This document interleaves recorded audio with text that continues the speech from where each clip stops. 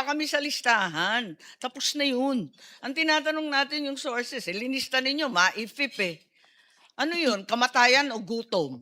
No, Madam Chair, what we have identified are basically the ayuda portions. So for DOH, it's MAIP, so meaning But they these will are have to hospital refocus. bills.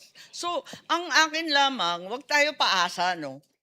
Yung ililista natin, yung makatotohanan, yung talaga makakatulong. Wala naman Unprecedented. nakasulat dun sa memo ninyo na maggagawa kayo ng batas. At saka sinasabi mo yung mga existing project, paano yung discontinued, abandoned? Tanungin mo sa Kongreso, dito sa mga individual senators, lahat na FLR, gawain ng DBM.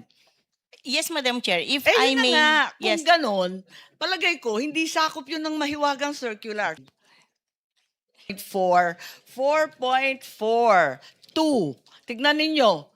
Negative special allotment release. Hindi na augmentation or modification yan. Negative SARO. Ibig sabihin, nag-discontinue at nag-abandon kayo ng project. Ibang usapan yan. Hindi na legal yan. At hindi na sakop ng isang circular yan. Andito black and white Madam Chair, the operationalization of the modification as well as the augmentation is to issue a negative SARO for the released allotment, which will be identified by the agencies as savings and which will not be, which are offered as savings by the different agencies. So ganun po yung operationalization niya, Madam Chair. Yes, if I may clarify, balik tayo sa Section 87. Ito yung batas na talaga. Okay, ang sa akin, hindi po pwedeng ine-negative SARO. Kalokohan to Tignan ninyo naman yung rules on modification. Agencies may modify the allotment within an activity or project subject to approval. Within the activity or project. Hindi i-abandon or dismiss o isi-zero negative SARO. Bawal po yung ginagawa ninyo. Tigil-tigilan na yan.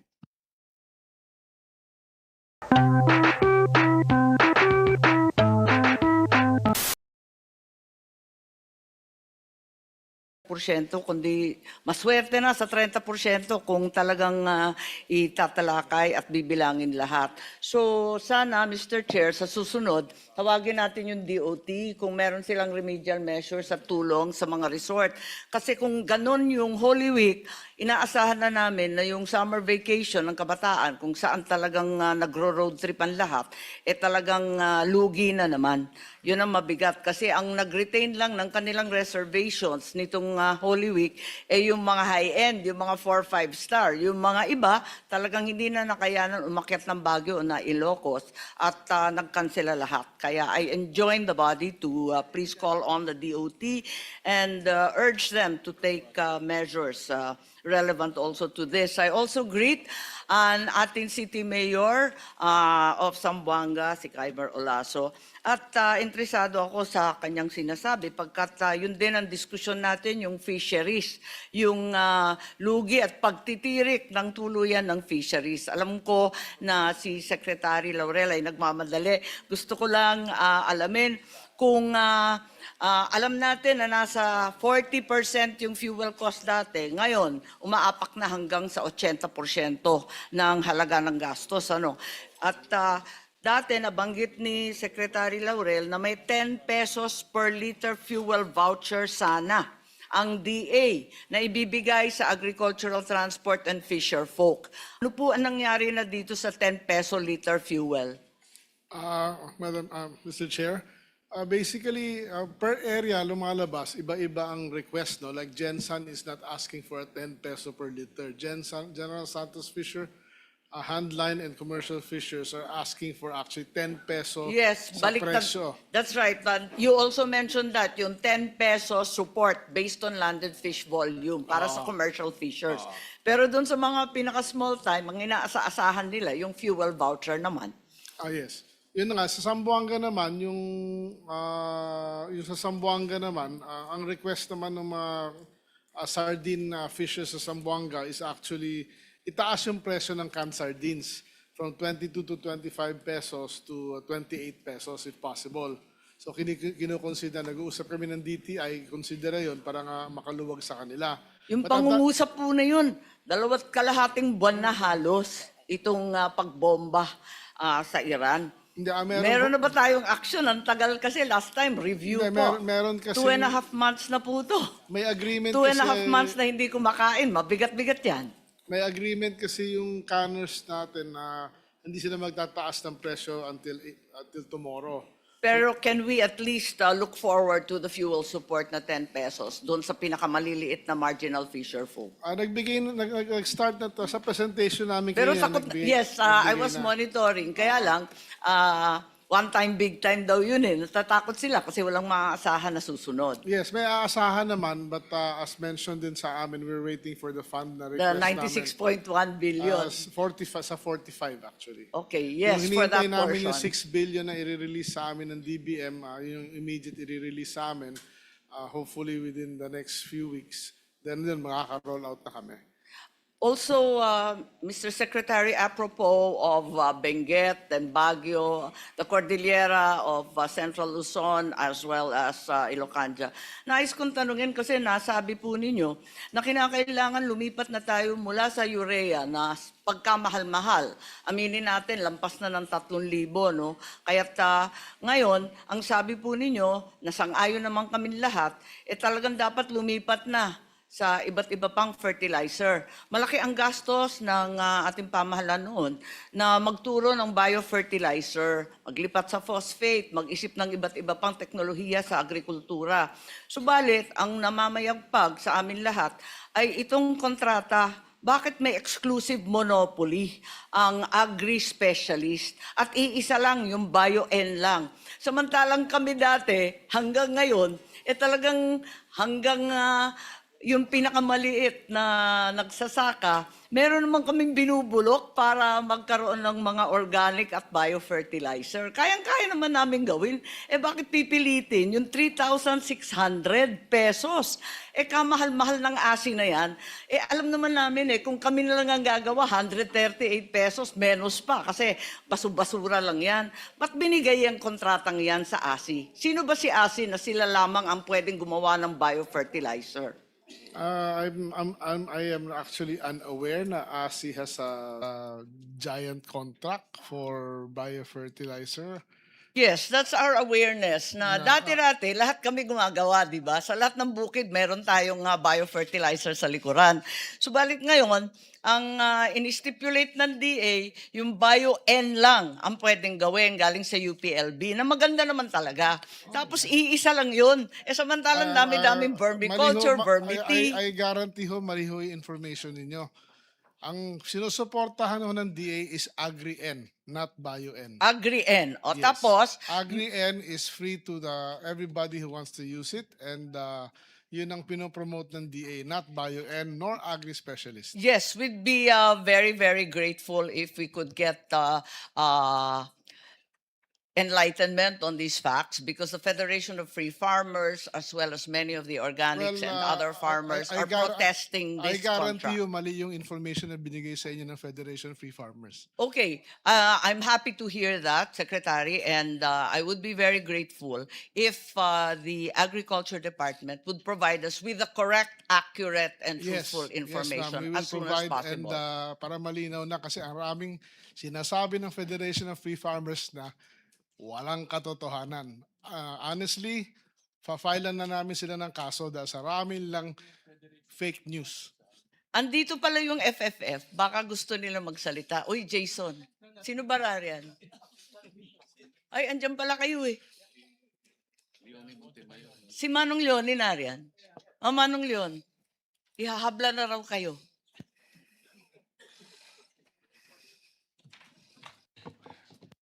This one. That's on. Oh, uh, thank you very much, Mr. Chair. Go ahead. And Madam Senator. First comment with respect to biofertilizers. Actually, I think we are of one mind with respect to the DA, with respect to promoting the use of biofertilizers, and not just a specific technology developed at the National Institute for Molecular Biology and Biotechnology, or biotech. within the UP Los Baños compound. Um, the problem, Mr. Chairman, is that the Chancellor of UPLB on his own awarded an exclusive long-term contract on the technology of BioN, which was actually discovered by scientists of biotech about 40 years ago with the use of public funds from the DA, DOST, etc. So we are questioning why we should allow UP Los Baños to award the intellectual property rights to a single company, considering that this particular product, actually, this biotech was started way back in the early 1970s through the Marcos Foundation that was funded by I think your father, Madam Senator. So very clearly, the intention of President Marcos Sr.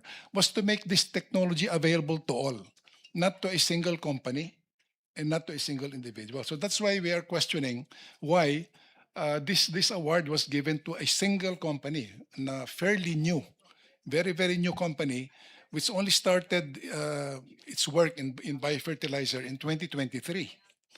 So yan po, sana gusto namin po pa-imbestiga at pinarating na rin po namin to kay Senator Kiko Pangilinan na sana po tignan din po ng kanyan, ng kanyang komite. We support the plan of the DA to promote Agri-N. I think it's the Bureau of Soils and Water Management that is developing that particular biofertilizer. But we should have I think, even-handed policy to all credible, reputable, and proven technologies using, in this case, Azospirillum, which is a beneficial bacteria derived from the roots of the talahib plant. So libre po ito, wala pong bayad ito kasi galing po sa talahib plant eh. Opo, so wala, at saka wala pong imported dito. If ever there is some importation, maybe a little bit of chemicals used to hasten the mother culture of the bacteria. Yun lang po. And sana po magkaroon po ng reasonable amount of funding for the promotion of biofertilizers because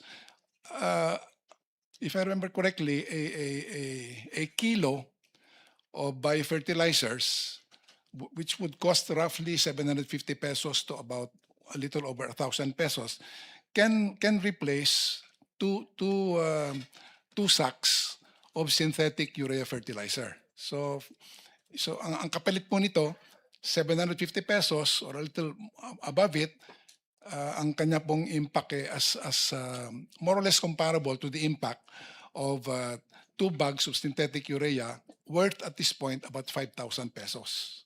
So yan po, kulang na lang po siguro ng budget, Mr. Chairman, Madam Senator. We don't know at this point kung magkano po yung ilala ng DA. Is it 500 million? Is it 2 billion? I understand from the biofertilizer companies that with the proper budget support, they can assure a rollout of biofertilizers that can service about 2.5 million hectares immediately. Napaka-exit po kasi ang window natin eh. Meron po tayong Mayo at saka June to be able to address the fertilizer issue na sobrang mahal po kasi pag synthetic. Hindi na po kaya ng ating farmers at masyadong limitado ang pera po ng ating gobyerno para mo-sustain po yung subsidy ng synthetic fertilizer. So this is the way to go. Sarili pong invento ito ng ating mga scientists. At meron na pong technologies available, but make sure it is made available to all. Now, on the other point about yung sinasabi ni Secretary Laurel about filing cases, Mag-usap na lang kaya kayo. Habang nandito si Secretary, nagmamadali yan at may meeting pang iba. Sana lang po Kayo na mga lang ganito, mag-usap. kung may mga Lahat kami nahihirapan po Opo, mula po sa sektor ng pagsasaka, sana po ang attitude po ng ating kalihim alikay rito, mag-usap tayo. Bakit ba ganito? Ano ba? Okay. And we did do that, Madam Mr. Chairman. Okay. I think sometime in second or third week of Okay, February. maraming salamat po. Sumunod Sorry naman po Ay, kami. Sinabi naman ni Secretary na papaimbestigan niya. Magpapakondak siya ng national survey. Titignan yung procurement systems ng DA. Patungkol po sa makinarya. Kasi may mga reklamo po yung mga farmer natin. Mga iba po dyan na qualify na supplier, wala naman pong track record. Opo, after a few months, sira-sira na po yung traktora. Hinahagila po ng mga tao yung... Okay po. Anyway, may ganun po. Leonie. Ma'am, Oo, pwede kasi magsalita. tungkol Handa doon po kami sa makipag-dialogue Iran war, ngayon kung ang hindi magiging po sa attitude po DA ng ating kalihim, investigation. imbis na makatanggap po ng constructive criticism, wala naman po kami ugali na nanihira eh. Our entire track record as a 73-year-old not agree, sir. organization is that we offer criticism I do not agree, sir. and constructive. Eh ngayon, Okay. kung idadaan po sa... Sige po, Mr. wala Montemayor. pong nangyari dito. Mag-ano ho. Yun lang po. yung usapan nyo, pag-usapan nyo na lang ho after nitong hearing or some other forum. Pero ang topic ho natin ngayon is the oil crisis. So we'll turn over the mic to So, Senator Amy. that being said, maraming salamat sa FFF, sa kay Manong Leonie Montemayor. At Secretary, aasahan po namin yung inyong version dahil ang napalathala sa mga mambubukid, talagang may monopolya sa biofertilizers na siyang pinakamagandang alternatibo dyan sa urea na pagkamahal-mahal. Aabangan po namin. Maraming salamat po. Thank you, Mr. Chair. Okay, with that, I was relieved also to hear from, I believe it's the DBM or the DepDev, na may kinikonsidera kayong legislation. At I applaud the initiative to issue National Budget Circular 602 nung April 23. Huli man at isang buwan, dumating din 20% reduction in discretionary spending. Maganda naman talaga yung kanyang pakay. Kaya lang, nagtataka ako, nandito yung ating finance chairman at kami ang tumalakay ng 2026 budget. How can a mere budget circular from a department amend a law, the 2026 GAA? Nagtataka po ako doon. Can the DBA confirm that during the COVID-19 pandemic, kinailangan na both houses magpapasa ng Bayanihan 1? Maalala ninyo, noong 2020, RA 11494. Tapos, nasundan pa yun kasi hindi pa rin sapat. Naging Bayanihan 2 pa to allow the executive to realign items within the 2020 budget. Hindi po ba? Even before the DBM issued the circulars to identify funding sources dealing with the pandemic. So clearly, that's the right procedure. Batas muna, tsaka yung circular. Ito, mukhang nabaliktad, wala nang kasunod. Paano naman yung budget circular, bubuwagin yung batas at yung buong budget ng 2026? Meron bang kaibahan ng sitwasyon ng COVID-19? Mas malala pa ang sabi ng iba, itong Iran war. Sa DBM po, wala yata si Acting Secretary Toledo po. Yeah, thank you so much, Mr. Chair. As far as the comparison between what was done during the COVID pandemic as well as now, we based actually the NBC 602 on the EO 110, where it says there under Sorry, section... can you define what's the 0110? the declaration of the... The declaration of the energy, emergency. yes, yeah, emergency energy crisis. Pero hindi Madam naman Chair. maaring sakupin pati na yung GAA at lahat ng budget loss. Bubuwagin mo lahat 'yon. How does the executive plan to finance that uplift program that ensued without unconstitutionally transferring appropriation to other departments and agencies? Bawal ho 'yun, 'di ba? Alam natin 'yan. Yes, Mr. Chair. That's why the NBC 602 specifically covers only the released allotment. Those which are actually uncommitted, not yet obligated. So these are released allotment. We have provided in RA 12314, the 2026 GAA, as far as the use of savings, the modification as well as augmentation. So it's in RA 12314, which is the 2026 GAA. So we are only dealing with the released allotment, which can be considered or declared as savings. But is it So not as a far- fact that the items being discussed this morning, as they were previously, are way past those obligated allotments? Maliwanag naman na hindi. So that's a real concern kasi yung pinag-uusapan at yung tanging talagang kailangan naman talaga, talagang yung labish-labish kesa sa sinasabi ninyo. Nagtatanong din ako, what will be the mechanism? Okay, kasi, halimbawa, under Section 84 ng General Provisions ng GAA, the projects that are discontinued or abandoned in order to declare savings, yung mga mahiwagang FLR na yan, na pinag-iinitan ng ulo ng ating mga kongresista, cannot be proposed again for 2 fiscal years thereafter. So, any agency that now declares savings discontinuing scholarship, capital outlay, training program, acquisition of vehicles, all such programs will no longer be pursued even if they're included in the 2027 budget. Ganun ba yun?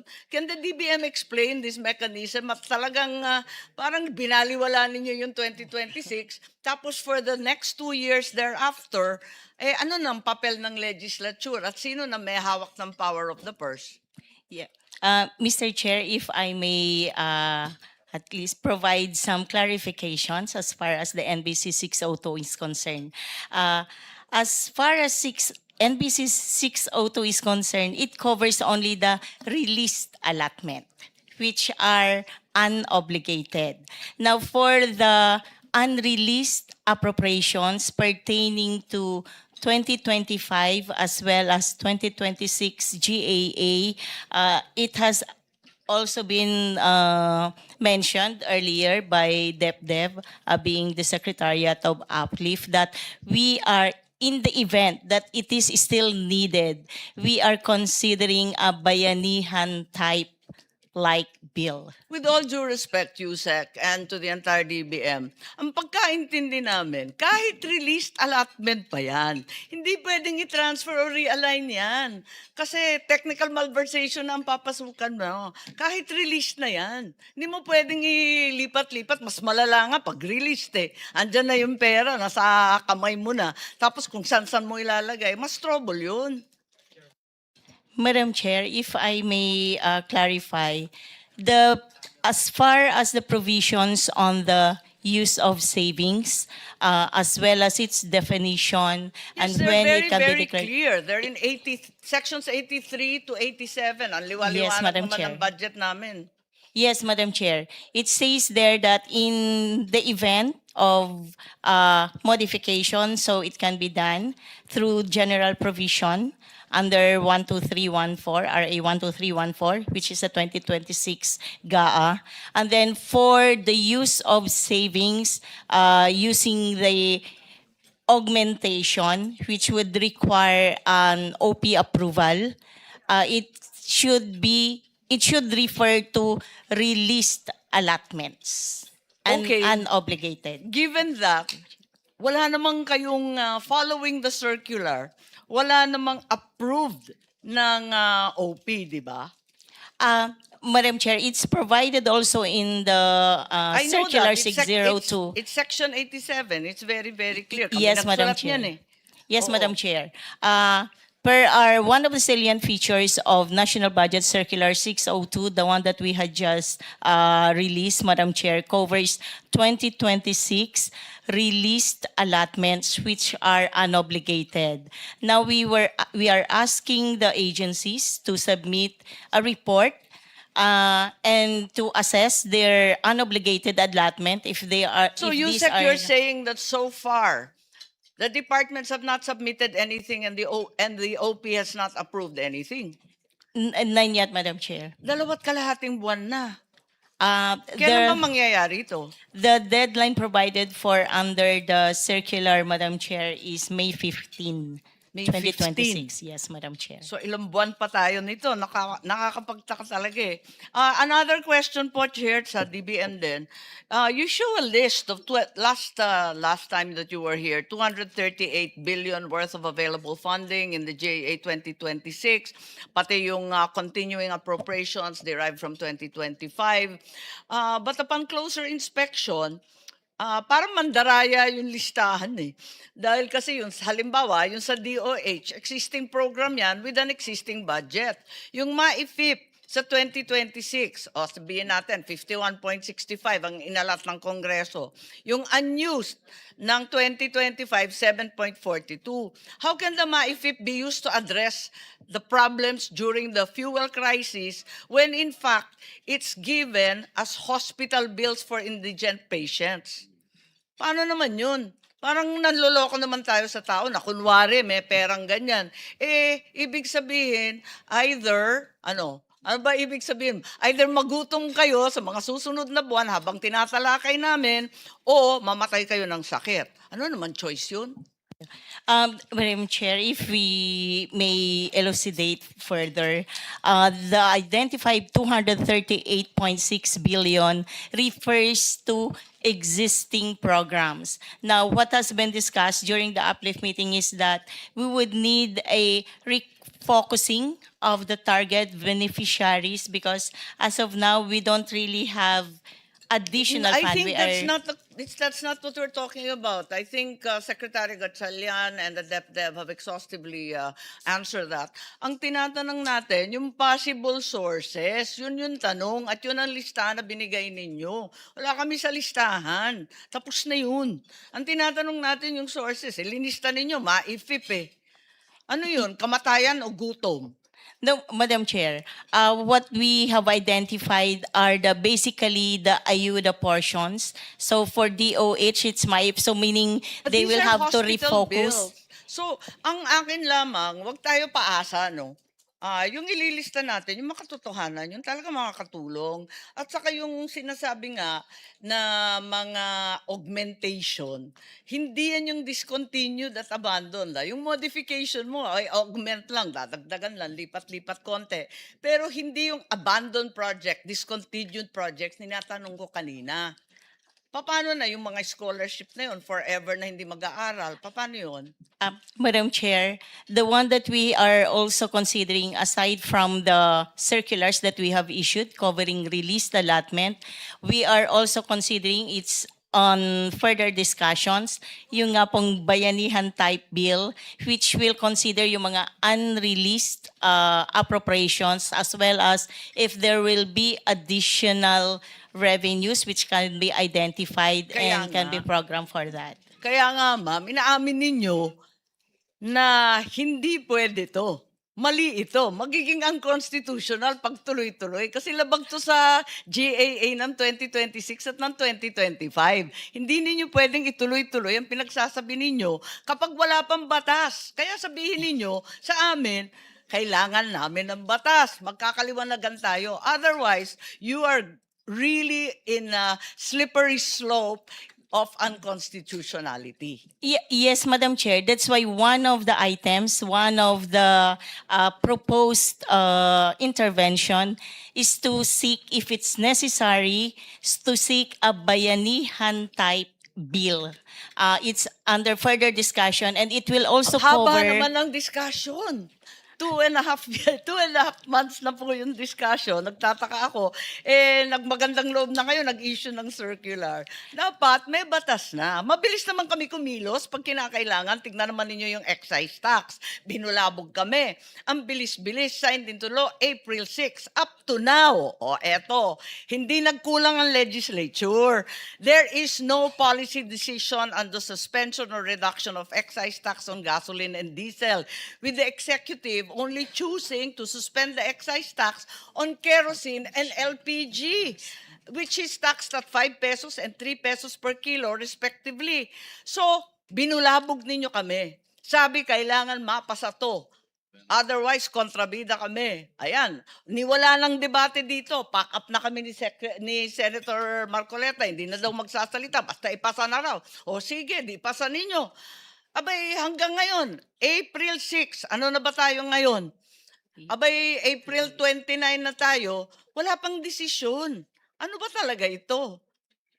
Hindi nagkulang ang ating Senado at ng Kongreso na tumulong dito sa ating krisis. Kayo ang hindi gumagalaw. Madam Chair, as far as the 238.6 billion which was identified as possible sources to address the Middle East crisis, out of those amounts, from the 130 billion which is already with the agencies, with the various agencies, only around 53 billion of that has been obligated. Yun nga, yun ang hinihingi rin namin na hindi pa naibibigay. Ano yung updated breakdown? That's the Naibigay updated. yung last time eh. Yes, Madam Chair, that's the updated breakdown. That's actually but- as of April 24. But I am not referring to your disbursement list. I am referring to the lack of legal cover, the abject lack of any legality in what we are doing sa DBM, sa DepDep, pati sa DSWD. Kinakailangan ng batas. Inamin na ninyo na kailangan ng batas. Asan na? Pakisabi naman sa amin. Kasi kung hindi, may maghahabla at itatanong talaga sa Korte Suprema, bakit yung hamak na circular, ino-overturn na ngayon ang batas? Mali na to. Okay? Yun lang po. Duly noted, Mr. Chair, but hindi po namin ino-overturn, and the NBC 602 is not meant to overturn that. That's why what we have been discussing lately as of the other days, that we would, if it's deemed necessary, we would need to go to Congress to pass a similar type, because we recognize actually the expediency that was done when we were doing the R8 12316 on the excise tax, and we recognize that it was really Wala unprecedented. naman nakasulat dun sa memo ninyo na maggagawa kayo ng batas. At saka sinasabi mo yung mga existing project, paano yung discontinued, abandoned? Tanungin mo sa Kongreso, dito sa mga individual senators, lahat na FLR, gawain ng DBM. Yes, Madam Chair, if Yun I na may. nga, kung Yes. ganon, palagay ko, hindi sakop yun ng mahiwagang circular. Si Senator Marcoleta, may tanong din. No, Mr. Nako, Chair. Yusek, Yung pong ilalapit nga po namin. O ngayon, ilalapit O, mo ngayon sa amin ilalapit na Tigil ninyo, mo wala na naman kasi yung nakasulat sa dokumento mo. circular ninyo. It's different. It's not stated there, Madam Chair, but it's stated in the as presented earlier by DepDev Teka. on the uplift outputs. One of the intervention is to seek, if necessary, the help of O, ngayon Congress lang in namin passing a narinig yun. bill. Gusto ko lang ipakita sa inyo, mas alam ninyo kesa sa akin to, number 602, itong memo circular na tinutukoy natin. Ang liwalawanag naman sa 4.4, 4.4.2. Tignan ninyo. Negative special allotment release. Hindi na augmentation or modification yan. Negative SARO. Ibig sabihin, nag-discontinue at nag-abandon kayo ng project. Ibang usapan yan. Hindi na legal yan. At hindi na sakop ng isang circular yan. Andito black and white Madam Chair, the operationalization of the modification as well as the augmentation is to issue a negative SARO for the released allotment, which will be identified by the agencies as savings and which will not be, which are offered as savings by the different agencies. So ganun po yung operationalization niya, Madam Chair. Yes, if I may clarify, balik tayo sa Section 87. Ito yung batas na talaga. Okay, ang sa akin, hindi po pwedeng ine-negative saro. Kalokohan to eh. Tignan ninyo naman yung rules on modification. Agencies may modify the allotment within an activity or project subject to approval. Within the activity or project. Hindi i-abandon or dismiss o isisiro negative saro. Bawal po yung ginagawa ninyo. Tigil-tigilan na yan. Madam Chair, if I may, that the one refers to modification. And there are But hierarchy but on... that's the only article you're invoking. That's the only legal cover you have. No, They're there's all another, here. Madam Chair, there's another general provision, the one which deals on savings and augmentation, which would They're require all here. an OP approval. We already mentioned that it's very, very clear. It's in 83, 84, 85, 86. These are sections written by the legislature. So I think we know them rather better than you do, with all due respect. Yes, Madam Chair, we will consider all those concerns, Madam Chair. Thank you very much, Mr. Chair. I hear that Meralco is also here. Tama ba? Nandito ang Meralco? Opo. Sige, kung maaring magtanong, kasi maraming report sa amin, hindi lang sa social media, kundi direktang daing, na ang bill shock ay lumalaganap dahil sa Meralco. At gulat na gulat ang mga tauhan kung bakit lumobo ang kanila ang mga bill nila, yung iba sabi, triple pa. Looking at the rates archive of Meralco, generation cost apparently increased 765 in February to 840, an increase of 75 centavos. Bakit? Mr. Chair. Generation na to, hindi na ito fuel and so on, or even forex. Generation cost. Ba't lumobo? Yung sa generation cost po, affected din po yan especially for the April generation charge. Ang pinakamalaking factor was the depreciation of the peso. Yung pag-generate po ng power, kumukonsumo po yan ng fuels, and the fuels that are imported are dollar denominated. Actually po, kahit po yung indigenous fuel natin tulad ng malampaya, dollar denominated po din yung bayad sa kanila. So every time mag-depreciate yung peso, lumalaki po yung peso equivalent ng cost ng fuel na yun. So Imported din sa Malampaya, kahit sinasabing indigenous source. indigenous po siya, kaya lang yung presyo po niya is in dollars po. Yung isa pang sinasabi niyo, lumaki yung transmission cost from 123 to an increase of 23 centavos. Bakit yung transmission nadagdagan din? Ang pinakamalaki nagpapagalaw po ngayon ng transmission cost ay ang cost of ancillary charges. So Of ito what? po yung Sorry? ang tawag po yan ancillary charge. Ito po yung mga Ancillary charges. ito po yung mga backup power generators that NGCP pays. Bakit lalaki? Ah, Hindi pa naman ginagamit. Di ba naka-standby lang naman yan, di pa ginagamit. Bakit kinokobra na sa consumer? So unfortunately, ma'am, I'm not in a position to describe exactly what happened dun sa ancillary cost. We just received the bills from NGCP and maybe Kaya hinihingi ko nga na i-breakdown to kasi nakakapagtaka eh. Tapos may system loss charges. Bakit dumami ba yung systems loss? yung system Bakit loss. naman magiging less efficient? Suddenly, sa loob ng isang buwan, 10% increase. May pilferage ba kayo? Lumaganap ba yung pilferage nung uminit ang panahon? Di ko magets eh. Yung system loss po, dalawa pa yung component niyan, yung kilowatt hours na nawala, pati yung presyo po ng kilowatt hours na yon. Yung nawala na kilowatt hours, hindi ho lumaki yun. Ang lumaki po yung presyo ng kilowatt hours. Yung presyo ng kilowatt hours, nakabase po yun sa generation at transmission cost. So every time tumaas o bumaba yung generation at transmission charge, Oy, grabe naman. Patong-patong na to. Yung generation charge, may charge na. Tapos say do-double up pa sa system loss. Tapos yung ancillary charges na hindi naman ginamit, nakatambay lang, dinagdagan din. Parang nawiwili kayo sa kadadagdag. At when VAT is calculated, kasama rin system loss at yung iba't iba pang sinasabi ninyo, yung transmission, ancillary, etc. yes po, Madam Chair. Computed lahat yan sa VAT. Meron pong VAT component, per bill component except for a few na sabi ng BIR hindi kasama sa VAT base. So anong masasabi natin sa mga nagrereklamo?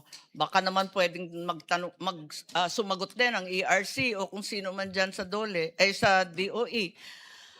Ano masasabi natin sa mga dumadaing, yung mga households that are recording triple their electric consumption and their bills at a time when electricity sales actually declined? Ang realidad, ang sinasabi lagi ng Meralco ay lumolobo ang konsumo kapag tag-init. Pero pag tinignan ko to, from February to April, lumiit nga yung konsumo eh.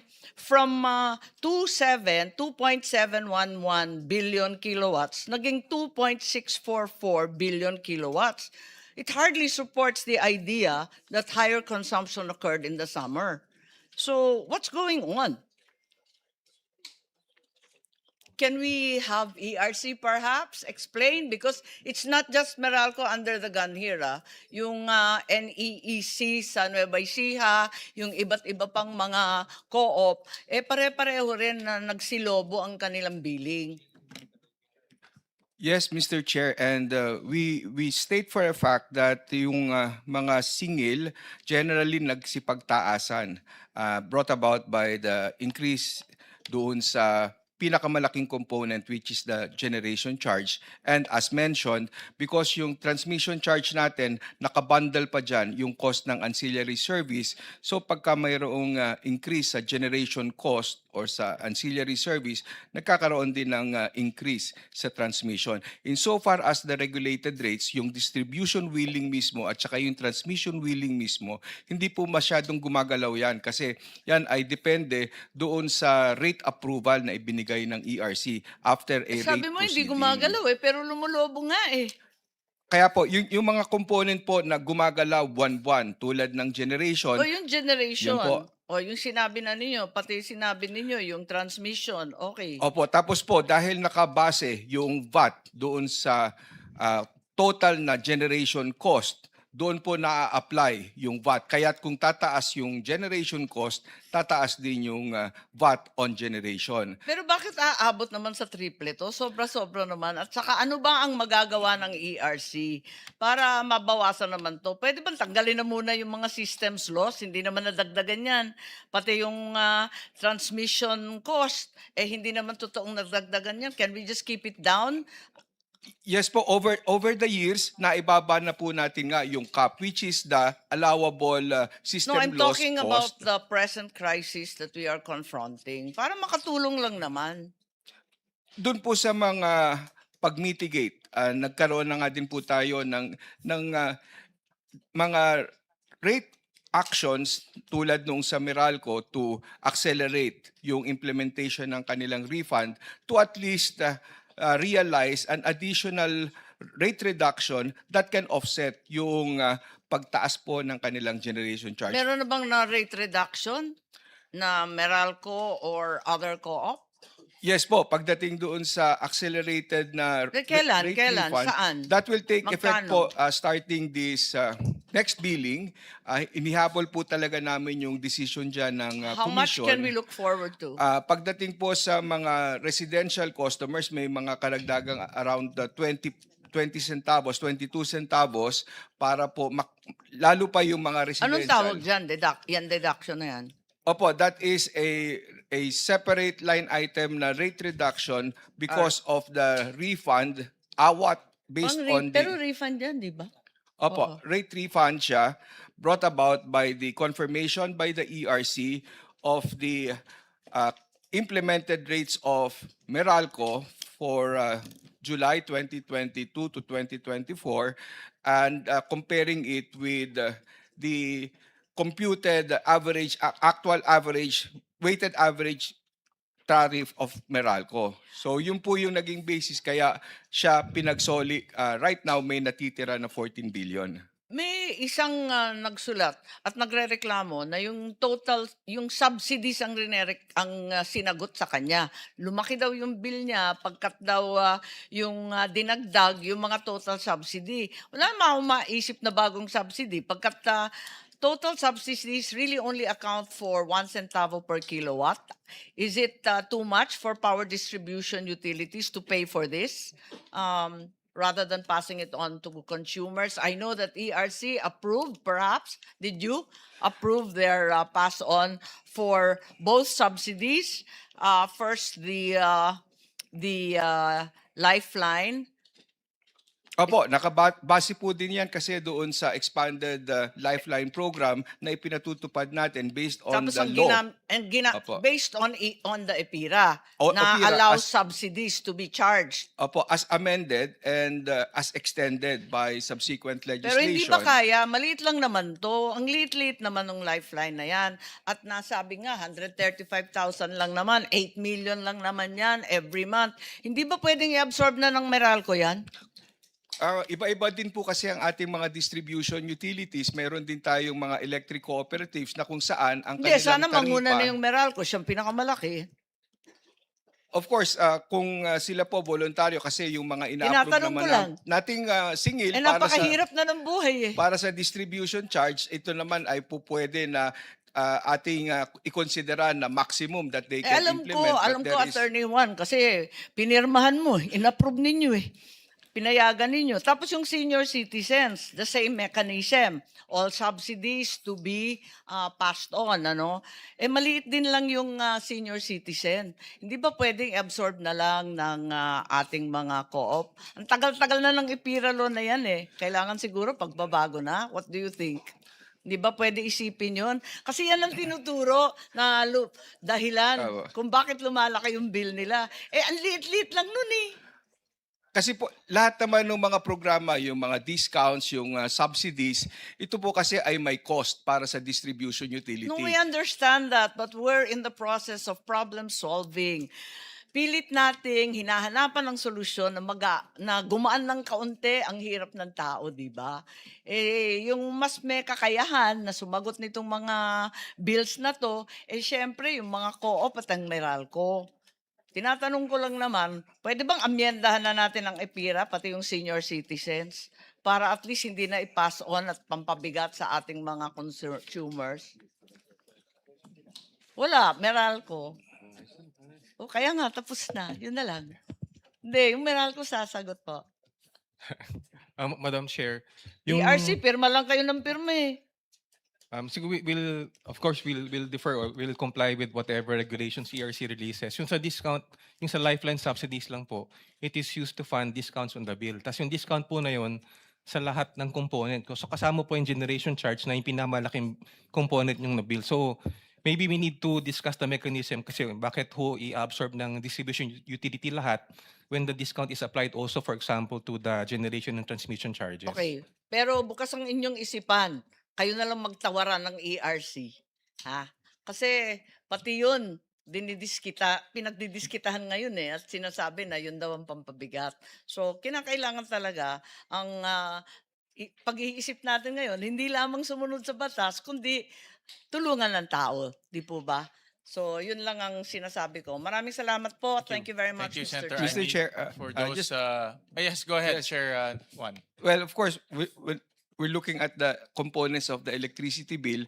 Ang pangatlong highest dyan, bukod doon sa generation and then the wheeling charges, would be taxes. Nasa huli na po talaga yung subsidies, yung 1 centavo at saka yung Lifeline at saka yung senior citizen. Ang pangatlong pinakamalaki po talaga ay yung taxes. So bukod po kasi sa VAT, Tama. nandyan din po yung local franchise taxes. So Pero pwede rin yun nga ang pong sinasabi mapag-isipan. natin na yung VAT, malaking bagay kasi compounded na, patong-patong na yun, tapos sa tatamaan ng VAT. Nag-uusap na ba kayo ng BIR na baka pwede naman? Madali lang ba tanggalin ang VAT dito? Kasi laging dinadahilan na input-output na yan, hindi daw kaya ng accounting, magulo daw. Parang hindi naman magulo. Ang issue po kasi ay doon sa pagdating sa VAT sa system loss, dahil yung system loss talaga, yung gastos na yan ay patungkol nga as mentioned sa generation cost ni distribution utility at yung associated na transmission cost. At ito ay napapabilang doon sa definition ng gross receipts. Teka, ang sinasabi mo ba, per item may VAT. Pagkatapos, yung compounded total, may VAT na naman? Hindi po, kasi yung Parang nalito ako doon, yung pong parang VAT doble-doble na yung hindi singil po. ninyo. Yun lang sa system loss, separate siya na ini-impose ng VAT, but yung system loss charge kasi represents the generation cost at yung associated transmission cost para doon sa nawalang kuryente. Yes, but attorney, you're effectively doubling the charges because you have an individual charge for system loss, whereas you have another charge for generation and transmission. Parang, Pero doon po sa generation charge, kino-compound mo siya ng doble-doble? Hindi Ang po, bigat kasi- naman. hindi po, kasi nakahiwalay doon yung sa generation charge ni distribution utility, nakahiwalay doon yung cost para doon sa system loss, para doon sa yung sa difference between the kilowatt hours purchased Yes, we at saka yung understand kilowatt that. We hours understand sold. that. But it's not helping our problem na sana, yun nga, maibsan itong labis-labis na charges at kung paano yung VAT na yan, kasi matagal na namin sinasabi yan, nakahiwalay naman siya eh. Klaro naman sa unbundled receipts ng Meralco, bakit hindi nalang bawasan yan? Yun lang.